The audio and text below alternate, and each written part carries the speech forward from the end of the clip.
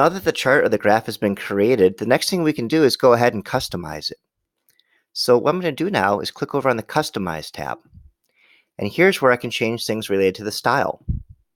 So if I want to, maybe I want to make a background color that is like a light blue. It stands out a little bit better. I could change my font size to fit better with maybe the font that I'm using for a report or a poster or something that I'm creating for my class. And I can also choose to make a 3D rendering. I could choose to maximize, where you're going to see the biggest one is just ginormous. I could also do a comparison mode. I don't know what that does, but there's a box there. If I move on down to the next thing, the chart and axis titles, I can customize the title of my chart. And if I look at my information, I wanted to call it counts of stuff. But the graph picked up quantity versus item. So I can actually rewrite this however I want.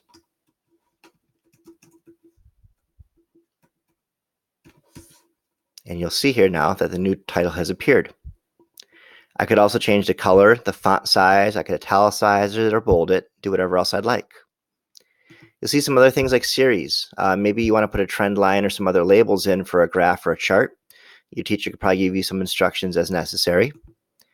You could insert a legend if you'd like to, but in this case, I already have my labels, so I don't really need a legend. I can also do things with my axis. I can change the font size and color, and I can also put on grid lines if I'd like to make it a little bit easier to read. And so by making those grid lines, it would be an easy thing to do or not do. So there's a lot of ways that you can customize these graphs and charts to make them the way that you like. What I'd like you to do now is go ahead and look at your other charts and graphs, look at the information, and think about what kind of graph it would be.